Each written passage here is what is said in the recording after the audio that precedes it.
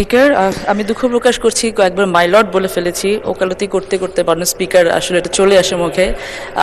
I am really sorry for that.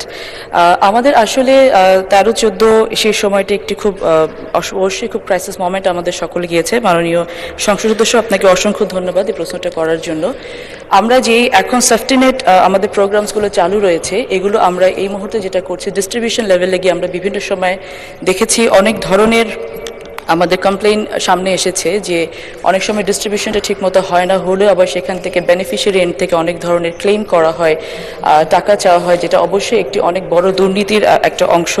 So আমরা চেষ্টা করব আমাদের মন্ত্রণালয়ের পক্ষ থেকে ডিস্ট্রিবিউশন এন্ডটাকে যতটুকু স্বচ্ছতার পর্যায়ে নিয়ে আসা যায়, এবং ভাতাটাকে আরও টাকা বাড়ানো হবে কি না এই বিষয়টা আমাদেরকে একটু সিদ্ধান্ত নিতে হবে। কারণ এই মুহূর্তে আমরা ফ্যামিলি কার্ড নামে আরেকটি অনেক বড় প্রোগ্রাম হাতে নিয়েছি। আমরা হয়তো ক্রমান্বয়ে চেষ্টা করব যে একটি ইন্টিগ্রেটেড সিস্টেমের মাধ্যমে আমরা সমস্ত ভাতাভোগী যারা আছেন তাদেরকে একটি কার্ড একটি পরিবারের আওতায় আনার জন্য, এবং সম্মিলিতভাবে, যেহেতু আমরা অত্যন্ত ভঙ্গুর একটি অর্থনৈতিক অবস্থায় বিরাজ করছি এবং সেখান থেকে আমাদের দেশকে যেমন উঠে দাঁড় করাতে হবে, ঠিক একইভাবে আমাদেরকে চেষ্টা করতে হবে যে বেনিফিশিয়ারি এন্ড থেকে সকলে যেন উপকৃত হন। তো একটি সম্মিলিত কাঠামোর মধ্য দিয়ে আমরা চেষ্টা করব যে এই সেফটিনেট সিকিউরিটি যারা পাচ্ছেন তাদেরকে একটি ভালো জায়গায় নিয়ে যাওয়ার জন্য। অসংখ্য ধন্যবাদ মাননীয় স্পিকার।